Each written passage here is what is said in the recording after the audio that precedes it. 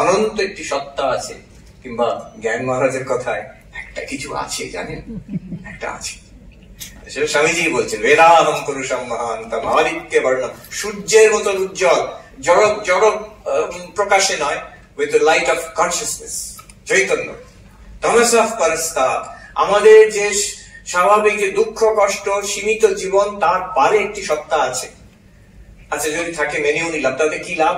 তমেব বিদিত্বা অতি মৃত্যু বেতি, তাকে যদি জানতে পারো তুমি মৃত্যুর পারে চলে যাবে, দুঃখ কষ্টের পারে চলে যাবে চিরকালের জন্য। শ্রীকৃষ্ণ এক জায়গায় বলছেন ইয়ং লব্ধ্বা ন চাপরং লাভং মন্যতে ততো অধিকম, যাকে পেলে তার থেকে আর বেশি কিছু জীবনে পাওয়ার আছে মনে হবে না। I've got the highest. That is something common to all of them. একটা কথা বলি, there's a term holy envy, একটা আধ্যাত্মিক জেলাসি। কেমন? আমার মনে আছে যে এক সময় আমরা স্বামী ভূতেশানন্দজি মহারাজ, দ্বাদশ প্রেসিডেন্ট ছিলেন, তাকে প্রণাম করতে যেতাম। তিনি আনন্দময়, খুব মানে tremendous influence which he had on all of us। ওনাকে প্রণাম করছি। একদিন আমার মনে হয়েছিল যে আচ্ছা, এনার যেটা আছে, কিছু একটা এনার আছে, এনার যেটা আছে ওটা পেলে কি সুন্দর হতো, কি ভালো হতো। So it's a kind of spiritual jealousy, যে এই জিনিসটা আমার যদি থাকতো, এই যে একটা, তার কোনো নাম নেই, something incredible, something deep, বোঝা যায় something that is the most important thing in life। ঠাকুর বলতেন যতগুলো শূন্য বসাও তার টোটাল ভ্যালু শূন্য, কিন্তু সেই শূন্যর সামনে যদি এক বসিয়ে দেওয়া হয়, তারপরে প্রত্যেকটা শূন্যর ভ্যালু আসবে, 10 হবে, 100 হবে, 1000 হবে, but you need that one. আর তারপরে কোনো শূন্য না থাকলেও কিন্তু একটা থেকে যাবে। সেই একটা হচ্ছে স্পিরিচুয়াল রিয়েলাইজেশন, ব্রহ্মজ্ঞান, সে পুরুষম মহান্তম, যাই বলুন, ওই একটা কিছু বস্তু আছে, সেটাকে পেতে হবে। সেইটাকে পাওয়ার জন্য বেদান্ত। বেদান্ত কি? Already Swami Shastraganandaji, Tattvasaranji, and also the compare has break করার জন্য আমরা যাতে এটা থেকে মুক্তি পাই।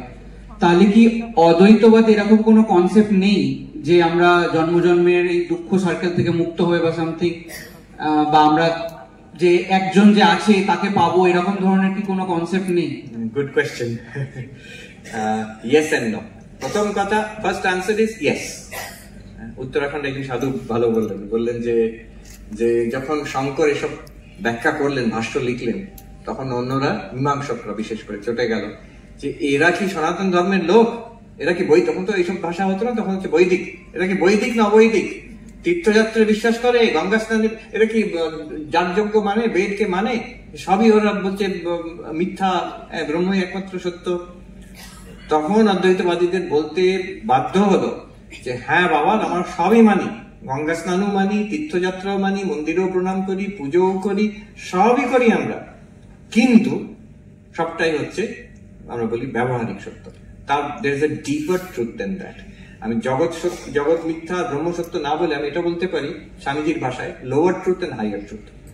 So Vedanta says there is something higher or deeper than that। এবার জন্মান্তরবাদ দিয়ে প্রশ্ন করলেন। It's a fact that all Indian schools, সকল হিন্দু দর্শন, দ্বৈত, অদ্বৈত, বিশিষ্ট অদ্বৈত, শৈব, শাক্ত, যত আছে ভারতীয় দর্শন, 4 ভাগবাদে, সবাই জন্মান্তরবাদে বিশ্বাস করে। যারা অবৈদিক মানে বৌদ্ধ, জৈন, তারাও বিশ্বাস করে জন্মান্তরবাদে। একজন বলল যে জন্মান্তরবাদ, কর্মবাদ আর জন্মান্তরবাদ এ বড়ে গম্ভীর সিদ্ধান্ত হ্যাঁ। যে যারা বৌদ্ধ তারা তোমার ঈশ্বরকে মানেন না, তারা আপাতত ভাবে মনে হয় তোমার আত্মাকে মানেন না, কিন্তু তারা জন্মান্তরবাদকে মানেন, তারা কর্মবাদকে মানেন। অতএব অদ্বৈত বেদান্ত মানে কর্মবাদ, জন্মান্তরবাদ, কিন্তু তাহলে এক ব্রহ্ম আছে, মুক্তই আছে, কার জন্ম, কার মৃত্যু, কার, হ্যাঁ, এটা ব্যবহারিক দৃষ্টিতে। এবার মুক্তি হলে কিংবা জ্ঞান হলে কি তখন বোঝা যায়, ও আসলে আমি তো ব্রহ্ম ছিলামই, আমার কখনো জন্মও হয়নি, আমার কখনো মৃত্যুও হয়নি। একটা জন্ম এমনও নয় যে, এমন মনে হবে না আমি তো বহুকাল জন্মান্তর ঘুরেছি, এইবার এখন এই জন্মে আমার ব্রহ্ম জ্ঞান এখন হইয়াছে, অতএব আমি এখন আর জন্ম মৃত্যুর চক্রতে নেই, আমার মুক্তি হয়ে যাবে, স্বপ্নটা ভাঙবে না। প্রণাম মহারাজজি। আমার প্রশ্ন হলো মায়াকে ঘিরে। মায়ার ক্ষেত্রে মায়ার লক্ষণে যেরকমটা বলা হয়েছে যে জ্ঞান নাশ্য, জ্ঞান বিরোধী, ভাবাত্মক। আবার মায়াকে সদাশতাভ্যাম অনির্বাচনীয় বলা হচ্ছে। এখানে অনির্বাচনীয় অনুভূতিতে রামানুজাচার্য এই প্রশ্নটা তুলেছেন যে একাধারে মায়াকে ভাব পদার্থ বলে স্বীকৃত করা হয়েছে অদ্বৈতে, আবার সদাশতাভ্যাম অনির্বাচনীয় বলা হয়েছে। তা এখানে সৎ বলতে তো নিশ্চয়ই ভাব পদার্থকে বোঝাচ্ছে, একটা ক্যাটেগরিক্যাল ডিফারেন্স থাকছে এখানে। তো এটা ব্যাখ্যাটা কি? আবার বহু দর্শন মতে ভাব পদার্থ মানে কিন্তু সৎ পদার্থ। থ্যাংক ইউ মহারাজ। হ্যাঁ, অদ্বৈত বেদান্ত মতে মায়া হচ্ছে সদসদ্ভ্যাম অনির্বাচনীয়। সদসদ্ভ্যাম অনির্বাচনীয় মানে এটা এমন নয় যে সেটা সৎ এবং অসৎ, তা নয়, দুটো একসঙ্গে হতে পারে না, কন্ট্রাডিক্টরি। সদসদ্ভ্যাম অনির্বাচনীয় মানে সৎ বলে তাকে নির্ধারণ করা যায় না, অসৎ বলে নির্ধারণ করা যায় না। সৎ বলে নির্ধারণ এই জন্য করা যায় না যেটা যে জ্ঞান অনিবার্য, জ্ঞান হয়ে গেলে তারপরে তার কোনো অস্তিত্ব দেখা যাবে, সৎ বলা যায় না। যেটা চিরকাল নিয়ে তাকে সৎ কি করে বলবো? এবার অসত্য বলা যায় না, যার জন্য এই জগৎকে দেখা যাচ্ছে তাকে কি করে বলে দেবো সেটা নেই বলে। একদম অজ্ঞান, অজ্ঞান আছে, সেটা হচ্ছে একটা নেগেশন, মানে হ্যাঁ না করতে। এখন সেটা কি অর্থে? হ্যাঁ, সেটা অভাব অর্থে না। অভাব যদি হতো, সেই অভাব থেকে একশো হতে পারে। কিছু একটা পজিটিভ এন্টিটি আছে যার জন্য এই এরকম একটা সংসার দাঁড়িয়ে যাচ্ছে। হ্যাঁ, it is correct. Yes. So it can be justified. অদ্বৈতবাদী যেভাবে দেখছে এটাকে। তবে ভাব পদার্থ বলছে না এটা সদসদ্ভ্যাম অনির্বাচনীয়। হ্যাঁ, অনির্বাচনীয় বলে দিচ্ছে। আর দেখবেন যে বেদান্ত শাস্ত্রে ডেফিনিশন আছে যে ভাব রূপম যৎকিঞ্চিৎ। যৎকিঞ্চিৎ মানে দ্য প্যারাডক্সিক্যাল নেচার অফ অজ্ঞান অর মায়া। প্রশ্ন হচ্ছে এসব তো কথা নিয়ে খেলা হয়ে যাচ্ছে না? Not necessary. আমি যদি দেখি আমাদের সাধারণ ব্যবহারে ফিকশন বলে একটা জিনিস আছে, যেটা হ্যারি পটার। মানে হ্যারি পটার সত্যি কি আছে? পৃথিবীর পপুলেশনের যে গণনার মধ্যে হ্যারি পটারের নাম আছে না? তাহলে একেবারেই নেই। তাহলে এত বই লেখা হচ্ছে কেন, রিভিউ লেখা হচ্ছে কেন, সিনেমা হচ্ছে কেন, তাও বলা যায় না। সদসদ্ভ্যাম অনির্বাচনীয়। ফিকশন হচ্ছে something that is not existent, but you cannot say it is existent, you cannot say it is non-existent also. আর এটা একটা ওয়েল নোন ক্যাটাগরি। বেশিরভাগ দর্শনে যেটা আপনি বললেন যে সৎ বস্তু আর অসৎ বস্তু, সৎ আর অসৎ এইরকম দুরকম আছে। But it's more logical. আমাদের সাধারণ ব্যবহারে দেখা যায় তার মাঝে মাঝে একটা দেখি আমরা, যেমন ফিকশন, যেমন ড্রিম, যেমন এরর, রজ্জুতে সর্প দেখা, স্বপ্ন দেখা, ভ্রম হওয়া, এগুলো তো এক্সপিরিয়েন্স। যেমন বলি সত্য কথা বলা, চুপ করে থাকা, আর মিথ্যা কথা বলা। সত্য কথা হচ্ছে যেমন যেমন তেমনটি বলে দেওয়া, চুপ করে থাকা মানে কিছুই করলাম না। কিন্তু মিথ্যা কথা ওটা একটা জিনিস, একটা বস্তু, কিন্তু বললো যা বললো সেটা ঠিক না। এবার সেই একটা ক্যাটাগরি আছে যেটাকে মিথ্যা, ফিকশন, এরর, প্রজেকশন, অ্যাপিয়ারেন্স এটাকে বলা যায়। অতএব এইভাবে জাস্টিফাই করা হচ্ছে। আমি একটু অন্য ধরনের প্রশ্ন স্বামী বিবেকানন্দকে আমরা খুব একটা কবি হিসাবে দেখি না, কিন্তু আমি বর্তমানে একটু রিসার্চ করছি এবং সেখানে দেখছি যে তার কবিতাগুলোর কন্টেন্ট অ্যানালিসিস করলে সেখানে কিন্তু এই আপনার ভিডিওস আমি দেখেছিলাম যেখান থেকে প্রথম স্ট্রাইক করে আমার ব্যাপারটা যে এই পারমা মডেল সেলিগম্যানের, এবং সেখান থেকে যে এই পজিটিভ ইমোশনস বা রিলেশনশিপস এর যে কোডিং গুলো, সেগুলোকে যদি আমি বিবেকানন্দের কবিতাকে কন্টেন্ট অ্যানালাইজ করে কোড গুলো বার করি তাহলে কিন্তু কোথাও ম্যাচ করে যাচ্ছে।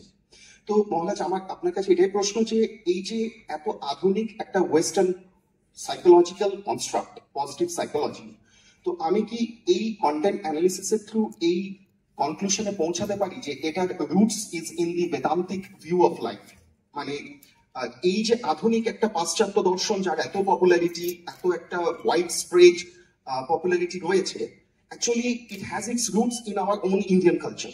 তো এখানে কি I think you can make a case for that, but don't say that they have based it without acknowledging on Indian culture. তারা কিন্তু চিন্তা ভাবনা ম্যাচ করে যাচ্ছে, আর তার জন্য there are many things in our culture যেগুলো আমাদের হিন্দু কিংবা বুদ্ধিস্ট সাইকোলজি, সাংখ্য সাইকোলজিতে আছে, যেগুলো which are reflected now. আমি নিজেই দেখছি অনেক জিনিস ওখানে এখন বলা হচ্ছে, আবার যেগুলো আমরা বিশেষ করে we can trace it back to Swami Vivekananda. উনি যেভাবে আমাদের প্রাচীন দর্শনকে প্রেজেন্ট করেছেন তার থেকে modern psychology can draw straight line. যদি ওরা অ্যাকনোলেজ করবে না, হয়তো অনেক সময় জাস্টিফাই, ওরা বিবেকানন্দ পড়ে বলছে তা নয়, বেদান্ত পড়ে বলছে তা নয়, একটা জাইড কেস আছে না, সবসময় একটা একটা একটা ওয়ার্ল্ড থট কারেন্ট আছে, ওরাও এখন ওইভাবে ভাবছে। যেমন স্বামীজি সেলফ কনফিডেন্সের বিষয়ে খুব জোর দিয়েছে। ন্যাথানিয়েল ব্র্যান্ডন বলে খুব নাম করা সাইকোলজিস্ট, তিনি এখন অতটা পপুলার না, কিন্তু 60-70-এর দশকে নিউ ইয়র্কে থাকতেন, একটা বই লিখেছিলেন, প্রচন্ড পপুলার হয়েছিল, তার নাম হচ্ছে 6 Pillars of Self Esteem। সেটা অনেক জিনিস সঙ্গে সঙ্গে ম্যাচ করে যাচ্ছে তার মধ্যে। তো you can trace it back to Swamiji. একটা কথা বলি, একজন ভিয়েতনামিজ রিসার্চারের সঙ্গে আমার দেখা হয়েছিল হার্ভার্ডে, ইয়াং ছেলে, সে রিসার্চ করছিল philosophy of work, and he requested to meet with me. আমাকে তখন সে বললো, ছেলেটি, যে আমি ফিলসফি অফ ওয়ার্ক কি কি নতুন আইডিয়াস পাশ্চাত্য জগতে আছে সেগুলো দেখতে প্রত্যেক জায়গায় ট্রেস করতে করতে I am coming to one name, Vivekananda, who was a visitor to this country in the late 19th century. অনেক নতুন চিন্তা ভাবনা আমাদের দেশে, মানে আমেরিকান থটে এসছে, যেটা একটু ট্রেস ব্যাক, তিনি কোত্থেকে পেলেন, ইনি কোত্থেকে পেলেন, এর পেছনে কি আছে, এটা হচ্ছে বিবেকানন্দ। আই হোপ সেই ছেলেটি কিছু পাবলিকেশন করবে, বইটই লিখবে। It is true. It's an unknown chapter in our history of thought. I can connect these two. Okay, connect. Don't make a aggressive judgment যে ওরা চুরি করে নিয়েছে। যদিও একটা কথা বলি, আমার আমি ম্যানহাটনে একটা খুব নাম করা ইনস্টিটিউট আছে, নিউ স্কুল বলে, তো সেখানে একবার হেগেলের উপরে একটা সেমিনার হবে। একজন সার্বিয়া থেকে এসছেন প্রফেসর, নাম বলে যাচ্ছি, হেগেলের উপরে এক্সপার্ট, তিনি বলবেন। তো হেগেলের লজিক নিয়ে বলবেন। আমাকে তিনি বললো খুব সিরিয়াস লেভেলের সেমিনার, একটু পড়ে যাবে কিন্তু আগের থেকে। আমি একটু পড়ে গেছি, আমার কিন্তু অবাক লাগলো, হেগেলের লজিক আমি কখনো পড়িনি আগে। প্রথম লাইনগুলো অন্তত একেবারে উপনিষদিক কথা মনে হচ্ছে। তো পরে প্রশ্ন উত্তরে I asked the professor that it feels like an echo of the Upanishads in Hinduism.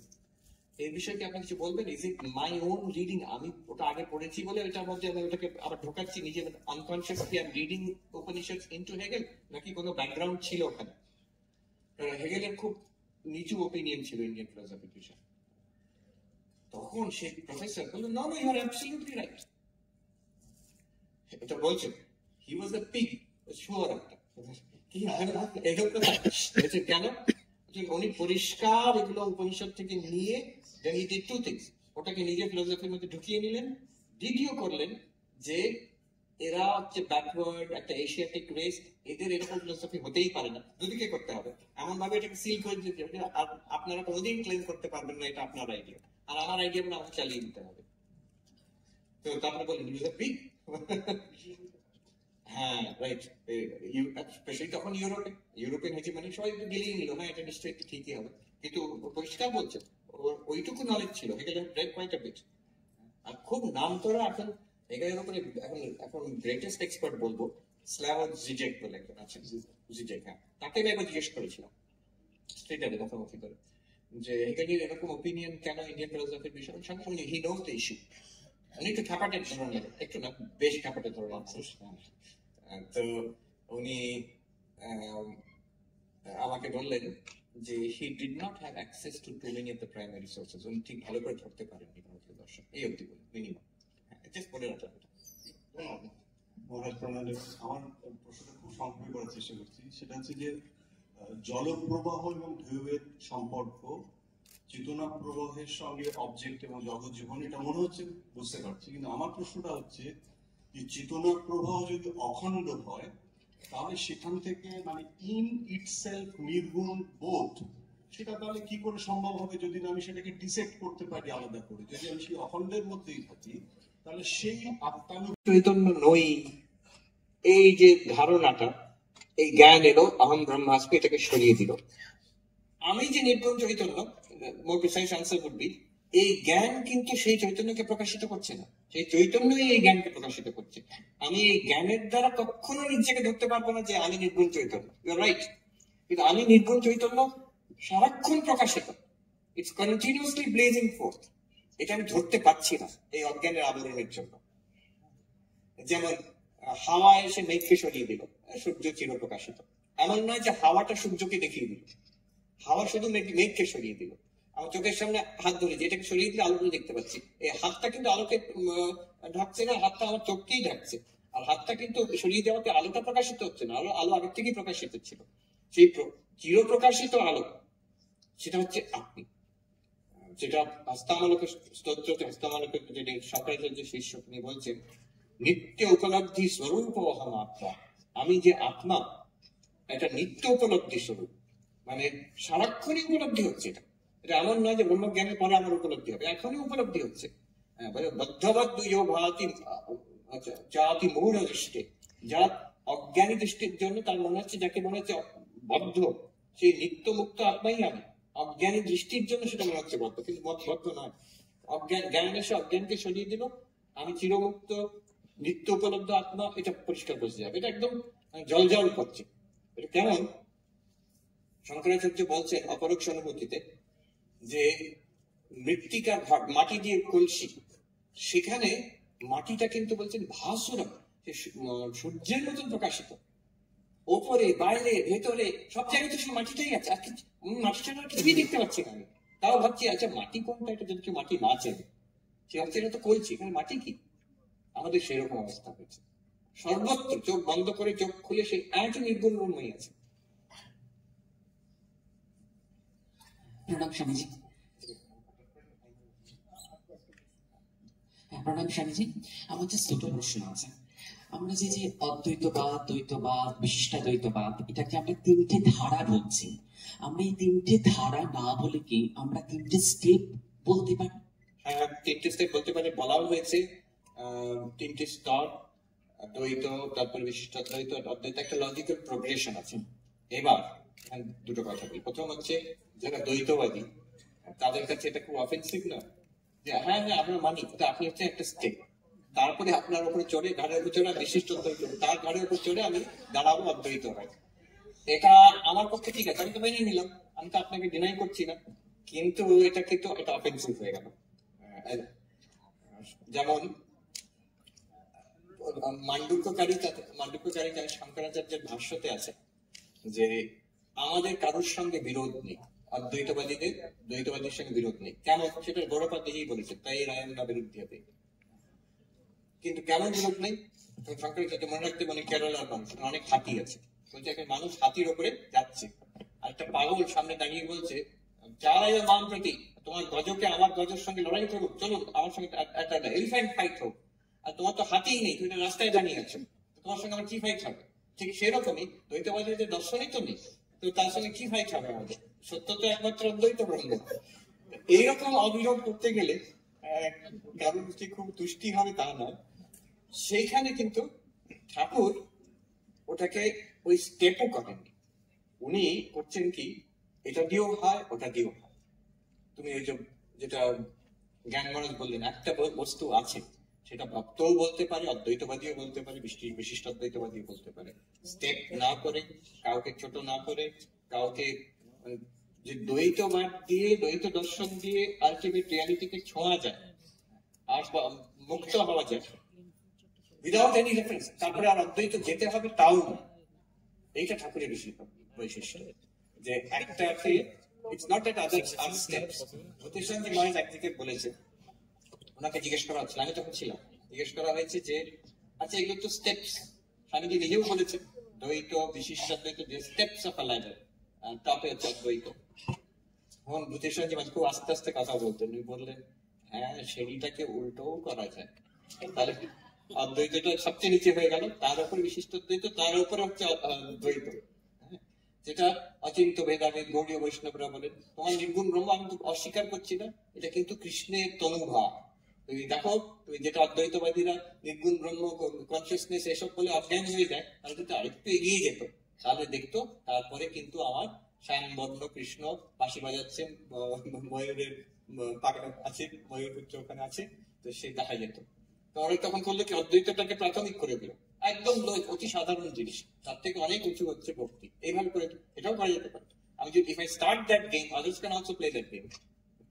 কিন্তু দুটোই তো মহাজাগতিক ঐক্য, মানে দুটোই তো একটা সেই প্রেম, হ্যাঁ মানে সেদিক থেকে তো মানে আলটিমেট তো ওটাই পৌঁছচ্ছে। ওয়াননেস বলো আর প্রেম বলো একই জিনিসে পৌঁছাচ্ছে। আর একটা প্রশ্ন জাস্ট, যে ব্রহ্ম যে জগৎ এইভাবেই তৈরি করলো কেন? এইভাবে জগৎকে প্রকাশিত করলো কেন ব্রহ্ম? এইভাবেই কেন প্রকাশিত করলো আলাদা জিনিস, আর এইভাবেই প্রকাশিত করলো কেন সেটা ডিফারেন্ট কোয়েশ্চেন। সাধারণত জিজ্ঞেস করে অনেকে কেন প্রকাশিত করলো, সেটা অনেক সুন্দর আনসার আছে, কিন্তু এই প্রথম কেউ শুনছি যে এইভাবেই কেন প্রকাশিত করলো, তার আনসার কিন্তু খুব সোজা। তার এক কথায় আনসার, কজালিটি। প্রকাশিত করেছে যদি মেনে না হলো, সৃষ্টি করেছে, প্রকাশিত করছে, বিবর্ত পরিণাম যাই বলুন, once you say that then causality. এটা কেন হলো এইরকম, এর একটা কাজ আছে। এইগুলো এই করতে করতে you can go back to the big bang. আর আমাদের ভারতীয় দর্শনে কর্মবাদ আছে। এইভাবেই কেন হচ্ছে জীবনটা, এই কর্মফলের জন্য হচ্ছে। কজালিটি এর আগে যা ঘটেছে তার জন্য এরকম হচ্ছে। It's actually very simple question. Basically আজকের জগতে you can refer to science. তুমি জানতে চাও এইভাবেই কেন জগৎ চলছে, তার সায়েন্টিফিক অ্যান্সার আছে। হ্যালো, প্রণাম স্বামীজি। একটু মানে নিশ্চয়ই প্রশ্ন উত্তর চলতে থাকলে সারা রাত্রি। এর আনসার স্বামী বিবেকানন্দ দিয়েছেন। বেদান্ত থেকে এটা খুব পরিষ্কার ভাবে বোঝা যায়। At all, why did the one become the many? এই যে এক নির্গুণ নিরাকার ব্রহ্মই যদি সত্য হন এখনো অব্দি, তাহলে এইসব কেন দেখা যাচ্ছে, এইসব সৃষ্টি কেন হলো? অদ্বৈতবাদী বলবে যে এর অনেক আনসার আছে। যেমন বলছি কয়েকটা আনসার। একটা বলছেন যে জগৎ সৃষ্টি করেছেন আমাদের কর্মফলের জন্য, আমাদের যাতে শুভ কর্মের ফল আমরা পাই, মন্দ কর্মের ফল পাই, আস্তে আস্তে আমরা স্পিরিচুয়ালি ইভলভ করে ব্রহ্মজ্ঞান লাভ করি, এই মুক্তি হয়ে যায়। এটা একটা আনসার হলো। আর এখানে কি প্রশ্ন করতে পারে, আরে মুক্তি হয়ে যায় মানে কি, তখন আরম্ভ হলো কেন, আমরা বদ্ধ হলাম কেন, জন্ম করলে আগের জন্মের জন্য আসে, আর প্রথম আরম্ভ হলো কি করে, সেটা একটা প্রশ্ন হতে পারে। এটা এখন নেক্সট স্টেপে আনসার হচ্ছে যে না এগুলো সব লীলার জন্য, তার লীলা। ঠাকুর বলছেন তার লীলা আমরা কে বুঝতে পারি, খেলিছ বিশ্বলয়। হ্যাঁ, লীলা। তার বিরুদ্ধে প্রশ্ন হতে পারে। মুখার্জি ভ্রাতৃদ্বয় প্রশ্ন করছেন কথামৃততে, ঠাকুর বলছেন তার লীলা আমরা কি বুঝতে পারি, আর তিনি বিরক্ত হয়ে প্রশ্ন করছেন তার তো লীলা আর আমরা মরি, আমরা তো মরছি। তখন ঠাকুরের কিন্তু শেষ জবাব একটা খুব ডেভাস্টেটিং। তুমি বলছেন আর তুমি কে হে, তিনি অদ্বৈতে চলে যাচ্ছেন। কিন্তু যখন দ্বৈতবাদে কোনো আনসার আসছে না, বিশ্বাসের উপর টিকছে না আনসার, তুমি কে হে তুমি জানো, তুমি যখন নিজেকে জেনে যাবে তখন প্রশ্নও থাকবে না। আমাদের সঙ্গে অশেষানন্দ যিনি ছিলেন এতে পোর্টল্যান্ড, শ্রী মায়ের শেষ যিনি সন্ন্যাসী শিষ্য বেঁচেছিলেন, তিনি বলতেন on our side of realization we have all the questions but no answers, and on their side of realization তাদের দিক থেকে they have all the answers but no questions। তাদের কাছে প্রশ্ন নেই, তাদের জবাব তাদের কাছে আছে, কিন্তু আমাদের কাছে প্রশ্ন আছে, জবাব নেই। আচ্ছা, এবার অদ্বৈত বেদান্তে আসি, প্রশ্নটার জবাব। কেন এক ব্রহ্ম বহু হলো, কেন ব্রহ্ম জগৎকে সৃষ্টি করলেন? তার প্রথম আনসার হবে ওই সৃষ্টি তো করেননি, এইসব এটা দেখা যাচ্ছে সৃষ্টি হয়নি, এটাকে বিবর্ত বলে। দড়িটাকে সাপকে সৃষ্টি করেছে না, দড়িটা ভুল করে সাপ দেখা যাচ্ছে, ব্রহ্ম জগৎ রূপে দেখা যাচ্ছে, এই এটা কিন্তু অ্যাকচুয়ালি ব্রহ্ম। সেখানে প্রশ্ন হতে পারে আচ্ছা দেখাই বা যাচ্ছে কেন? তখন বলতে হবে মায়ার জন্য। ওই যে মায়াটাই বা কেন, যদি ব্রহ্ম একটাই থাকে তাহলে মায়াটা এলো থেকে দ্বিতীয়, তো মায়াটাই বা কেন? সেখানে স্বামী বিবেকানন্দ বলছেন এখানে প্রশ্নটা ভুল, কোয়েশ্চেন ইটসেলফ ইজ রং। আর সেখানে আমরা আবার প্রশ্ন করতে পারি প্রশ্নটা ভুল কেন, প্রশ্ন কেন, প্রশ্ন তো ভালোই প্রশ্ন মনে হচ্ছে, ভুল কেন? এবার ভাবতে হবে প্রশ্ন মানে কি, what do you mean by a question? when you ask a question, তোমার হচ্ছে why is this so and so, যে why কে জিজ্ঞেস করছো, কেন, তার আনসার কি হবে? বিকজ। কেন? যেহেতু, বিকজ, এই হেতুর জন্য। এখানে মুশকিলটা হচ্ছে এই যে আমি when I ask কেন, I have already accepted causation, আমি ধরেই নিচ্ছ এর একটা কজ আছে। এখানে what kind of answer will satisfy you? Because so and so, ওই জন্য জগৎ দেখা যাচ্ছে, ওই জন্য হচ্ছে মায়া। কজালিটি মেনে নিলে অসুবিধা কি আছে? But causality itself is Maya. Causality যেমন যদি কেউ প্রশ্ন করে টাইম স্পেস কজেশন হচ্ছে মায়া, একটা ডেফিনিশন অফ মায়া, যদি কেউ জিজ্ঞেস করে স্পেসের বাইরে কি আছে, তখন প্রশ্নটা ভুল হয়ে যাচ্ছে। স্পেসের বাইরে, বাইরে আর ভেতরে কিন্তু স্পেস শব্দ, inside and outside means already accepted space, তাহলে বাইরের ভিতর তো স্পেসের বাইরে হয় না। যদি বাইরে মনে করছো তাহলে স্পেস ধরে নিয়েছো একটা। যদি কেউ জিজ্ঞেস করে what was there before time, But before and after are time words. তুই যখন before and after শব্দ ইউজ করছিস, you already accepted time. আর তুই যদি জিজ্ঞেস করো কেন মায়া, you already accepted causality, you have accepted মায়া. মায়া মেনে তারপরে কেন প্রশ্নটা হয়। মায়ার আগে কোনো কেন প্রশ্ন হয় না। মায়ার সঙ্গে তাই জন্য নির্গুণ ব্রহ্মের কোনো কেন সম্বন্ধ নেই। নির্গুণ ব্রহ্ম আর মায়া, they are not causally linked. Maya downwards তুমি জিজ্ঞেস করতে পারো কেন এটা হলো, কিন্তু মায়ার থেকে ব্রহ্মের মধ্যে লিঙ্ক তুমি কেন দিয়ে পাও? Does it make sense? তাহলে মানে মায়া আর ব্রহ্মর কানেকশন কি নেই? নেই, একজন সাধু বললো বেওকুফি মাত্র। It's the only connection between Maya and Brahma is stupidity. এটা মায়া আর ব্রহ্মের কোনো, it is not a causal link. তাই যদি causal link থাকতো তাহলে অদ্বৈত হতো। তাহলে নির্গুণ ব্রহ্ম একমাত্রই একমেব অদ্বৈতের মতো, তাহলে তো মায়া একটা থাকতো। মায়ার সঙ্গে causal link আছে, there is no connection. It's an explanatory mechanism. The moment you realize how Brahma is, তখন আর মায়ার কোনো ভ্যালিডিটি থাকবে না, দরকারও হবে না, একই ব্রহ্মতেই সবকিছু এক্সপ্লেন হয়ে যাবে। Until that time, we need the help of this Maya. মহারাজ, আপনার একটা বই বেদান্ত যাপন সম্প্রতি পড়েছি, তো ওখানে একটা জিনিস যেটা আমি বুঝেছি যে আমি যেটাকে অনুভব করছি আমি সেটা নই। তো একটা প্রশ্ন মনের মধ্যে এলো, কথামৃতি ঠাকুর যে বলছেন যে যখন আমাদের মন অনাহত চক্র জীবাত্মাকে শিখার মতো দেখা যায়, বা স্বামীজি বলছেন স্বামী শিষ্য সংবাদে যে আত্মা ভেতরে জল জল করছে, তো তাহলে এই যে অনুভূতি, এগুলো তো অনুভূতি হচ্ছে যে জল জল করছে, কিছুই দেখছি বা শিখার মতো দেখছি, তো সেটা কি আমি নই? তাহলে সেটা কি? It's a good question.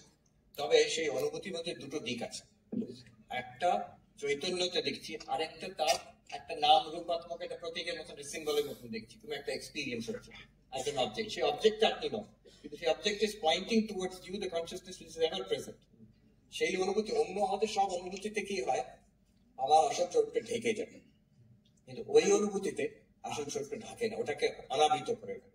এই জন্য সেই that experience is pointing towards yourself. আচ্ছা, আরেকটা ব্যাপার বলি, যেমন আমি যেটাকে অনুভব করছি সেটা আমি নই, এটা হচ্ছে দৃগ্দৃশ্য বিবেক কিংবা পঞ্চকোষ বিবেক কিংবা অবস্থাত্রয় বিচার, এটা প্রাথমিক লেভেল।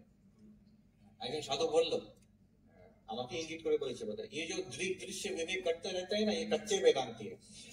এই যে আলাদা করছে এটা আলাদা করাটা কিন্তু একটা ফার্স্ট স্টেপ, কিন্তু এটা তো দ্বৈততে কি পৌঁছাবে? আমি এটা নই, আমি আছি আর এটা আছে। শঙ্করাচার্য এই দৃগ্দৃশ্য বিবেক আত্মা অনাত্মা বিচার করে অপরোক্ষ অনুভূতিতে 42nd ভার্স দেখবেন, তাতে উনি বলছেন এসব করে লাভ কি হলো? এটা তো ঘোর দ্বৈত, জগতের সত্যতাই প্রমাণ হয়ে গেল যে আমি চৈতন্য আর আমার থেকে আলাদা মন, শরীর, জগৎ। আমি এতক্ষণ এখান থেকে বাকি সবটা আলাদা করছিলাম, আমি চৈতন্য থেকে এগুলো সব আলাদা করে দেখলাম। ওই জন্য এই কারণটা একটাই, দুটো, একটা হচ্ছে যে দেহাত্মবাদ, সেটা নিরাকরণ হবে, যে আমি দেহ নই, এটা পরিষ্কার হয়ে যাবে, আমি দেহ দ্রষ্টা। দ্বিতীয়, যখন সেই চৈতন্যের বোধ হবে আমি সেই চেতন, সেখান থেকে অদ্বৈত রাস্তাটা সোজা। এই আমি এই শরীর মন জড়িয়ে আছি সর্বপ্রিয়ানন্দ, এবার তত্ত্বমসি বললে মানে সম্পূর্ণ ভুল ধারণা হবে, আমি মানে এই সর্বপ্রিয়ানন্দ ব্রহ্মতা, এরকমই না। এটাকে বলে বেদান্ততে ত্বম পদার্থ শোধ, আমি শরীর নই, মন নই বলে এটা আমি দ্রষ্টা চৈতন্য, এবার সেই দ্রষ্টা চৈতন্য হচ্ছে ব্রহ্ম। এটা হচ্ছে প্রসেস। আপনাকে যেটা বলছি, আমি যেটা জানছি সেটা আমি নই, এটা স্টেপ 1। স্টেপ 2 করবে যে আমি সেই ব্রহ্ম, অতএব যেগুলো আমি জানছি সেগুলো কিন্তু শেষ পর্যন্ত ব্রহ্মই হলো, সব শরীর মন সবই ব্রহ্ম।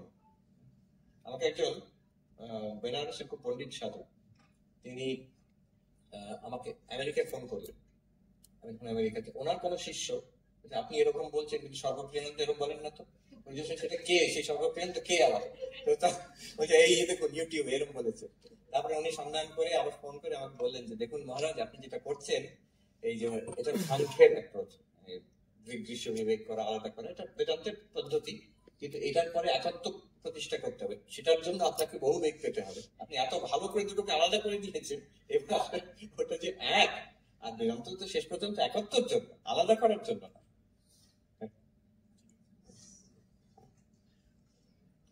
মহারাজ, যদি ঈশ্বরকে ভক্তি করি তাহলে তিনি সর্বশক্তিমান এবং করুণাময়, তার সত্ত্বেও পৃথিবীতে এত দুঃখ আছে, এত অবিচার আছে। যদি মনে করি যে জগৎ মিথ্যা, তাহলে ধরুন হলোকাস্টের মতো একটা ব্যাপারকে আমরা কি রিকনসাইল সাধারণ মানুষ করা কি সম্ভব? এটাই প্রশ্ন। এটা হচ্ছে প্রবলেম অফ ইভিল। মিথ্যা বলেও দিয়ে দেওয়া যায় না।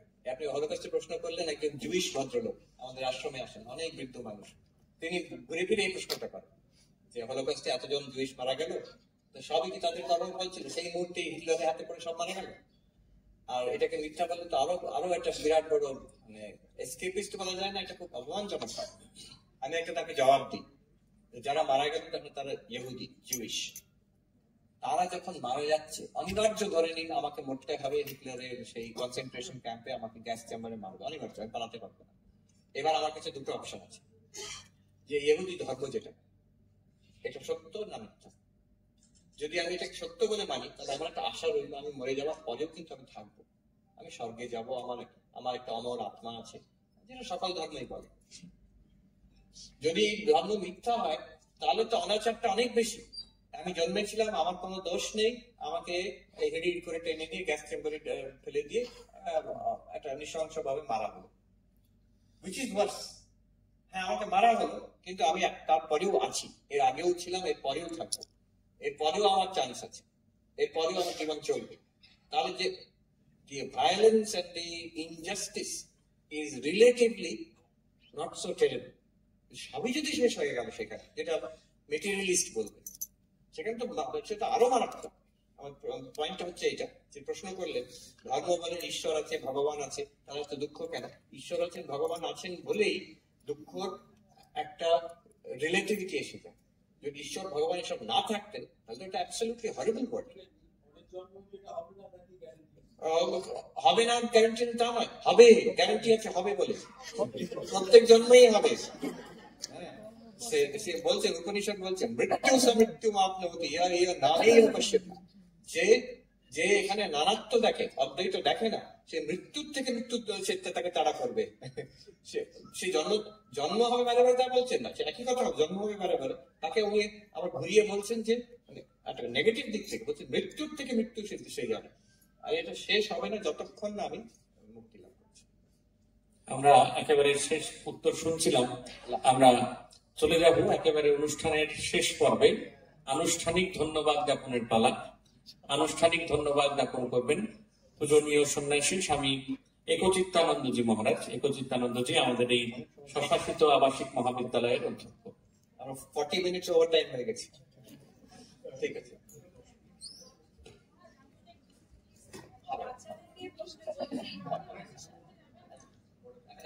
ওম নমো ভগবতে রামকৃষ্ণায়।